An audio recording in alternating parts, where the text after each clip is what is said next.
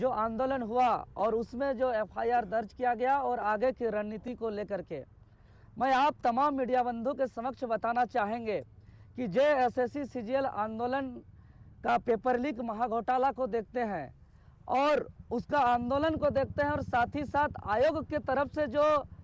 निर्दोष पीड़ित छात्र जो 10 वर्षों से जो इंतजार कर रहे हैं उन 4000 छात्रों पर जो एफआईआर दर्ज किया गया, ये तमाम मसलों को देखते हैं तो हम प्रैक्टिकली हम बिरसा का उलगुलान को, भगत सिंह का क्रांति का दौर को और निर्मल दादा का आंदोलन का दौर को बहुत आत्मा से करीब से देख पाते हैं। हम बताना चाहेंगे कि 24 साल का झारखंड का इतिहास में अब तक का सबसे बड़ा नियुक्ति प्रतियोगी परीक्षा सीजीएल का परीक्षा, जिसमें लगभग 7.5 लाख छात्र फॉर्म भरे थे, 6,40,000 स्टूडेंट का एडमिट कार्ड जारी किया गया था और 2 दिन परीक्षा का आयोजन 2400 जिलों सहित कई अनुमंडल में लगभग 1500 परीक्षा केंद्र का आयोजन किया गया था और 10 वर्षों से छात्र इंतजार किए थे और सपना था कि हमारा सबका एक ड्रीम जॉब होगा और दिन रात एक करके पढ़ाई किए थे। लेकिन दुर्भाग्य कि 28 जनवरी से एक दिन पूर्व पेपर लीक करके सारे झारखंडी आदिवासी मूलवासी किसान मजदूर के बेटे ईमानदार छात्र का सपना चकनाचूर होता है और झारखंड राज्य के अंदर जो प्रचलन है बालू माफिया का, गिट्टी माफिया का, पत्थर माफिया का, जमीन माफिया का,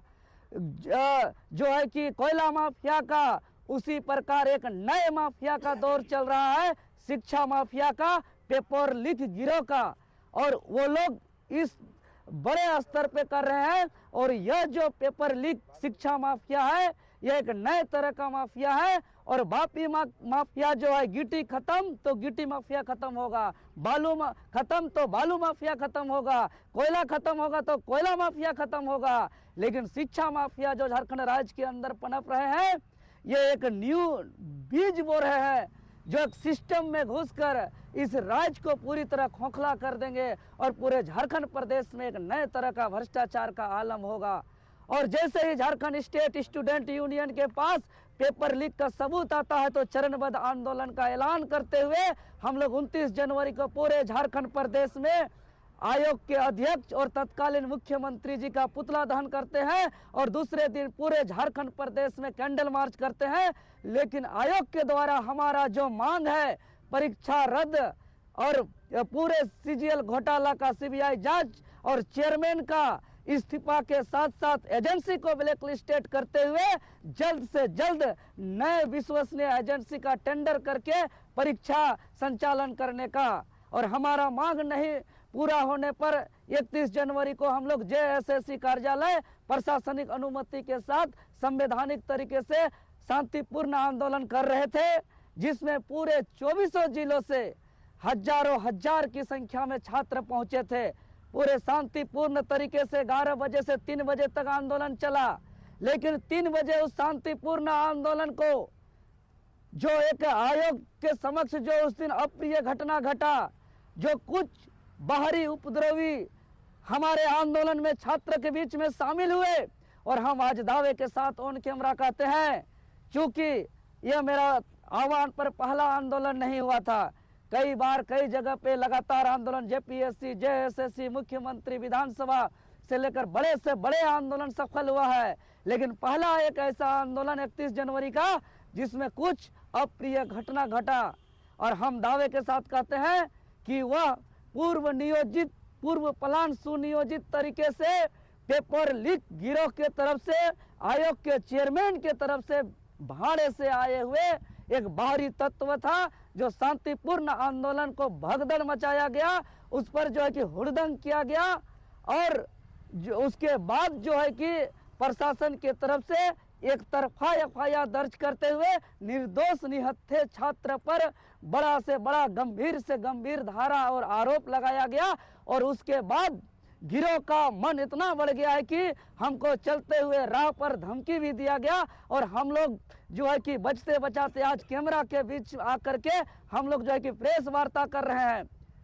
हम जिम्मेवार लेते हैं, मेरे आह्वान पर उस दिन भीड़ जुटा था कि 2400 जिले से आए थे, उसका मैं देवेंद्र नाथ महतो जिम्मेवारी लेता हूं। लेकिन उस दिन जो तोड़ फोड़ हुआ, उस दिन जो अप्रिय घटना घटा और कार्यालय को जो क्षति पहुंचाया गया और आयोग को जो क्षति पहुंचाया गया गाड़ी को, उसका हम जिम्मेवार नहीं लेते हैं। उसका गहन एसआईटी कमेटी जो गठित किया है उसका जांच किया जाए। लेकिन हमारे ऊपर आज जो आरोप लगा है, चूंकि हम संविधान को मानते हैं, हम कानून को मानते हैं, और फर्जी मुकदमा जो छात्र 4000 छात्र को 15 नामजद समेत किया गया है, आपके चैनल के माध्यम से हम जिम्मेवार पूर्वक करना चाहते हैं कि बेगुनाह छात्र को परेशान नहीं किया जाए। मेरे आह्वान पर आया था तो हम उसका जिम्मेवारी लेते हैं। लेकिन जो धारा लगाया गया इसमें हम एक सवाल खड़ा करते हैं कि जो गंभीर से गंभीर आरोप लगाया गया है, 13 धारा लगाया गया है। इस जेएसएससी सीजीएल मामले पर नामकुम थाना में 2 एफआईआर दर्ज किया गया है। एक कांड संख्या 45/2024 और एक कांड संख्या 46/2024। पेपर लीक के मसले पर मात्र 4 धारा लगाया गया है। वहीं छात्र पर कार्रवाई करते हुए गंभीर से गंभीर 13 धारा लगाते हुए आईपीसी की धारा 147, 148, 149, 186, 188, 307, 326, 323, 332, 353, 426,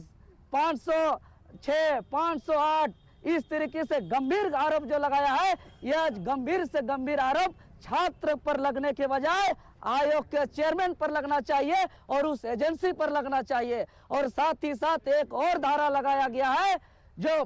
prevention of damage to public property act 3। अरे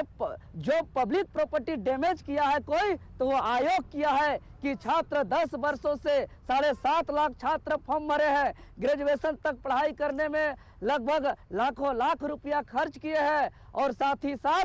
जो है कि फॉर्म भरे, जेरोक्स किए, फोटो अपलोड किए, और एक बार नहीं 4-4 बार फॉर्म भरे। और झारखंड के आदिवासी, मूलवासी, गरीब, किसान, मजदूर के बेटा बेटी छात्र लोग एक सपना के साथ जो है कि उन्होंने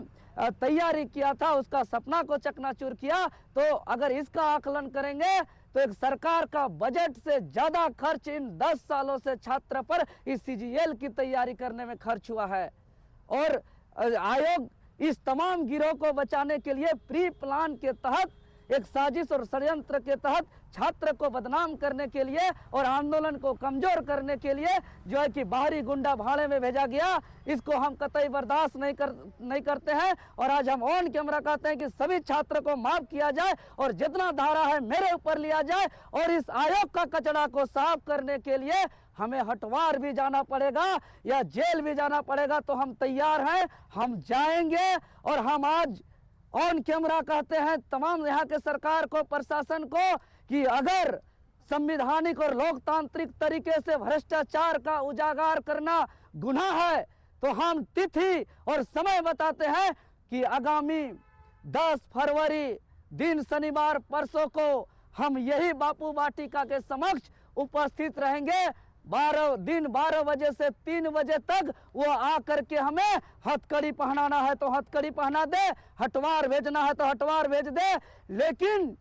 यहाँ के झारखंड के गरीब किसान, आदिवासी, मूलवासी के बेटा बेटी 12 साल 15 साल पढ़ाई करे और अवैध कमाई करने वाले बाहरी के बाबू लोग एक दिन पहले 20 लाख 25 लाख रुपया दे करके वो पूरा घोटाला करके वो एक दिन 1 घंटा पढ़ के नौकरी ले ले, इसको तो हम बर्दाश्त नहीं करेंगे।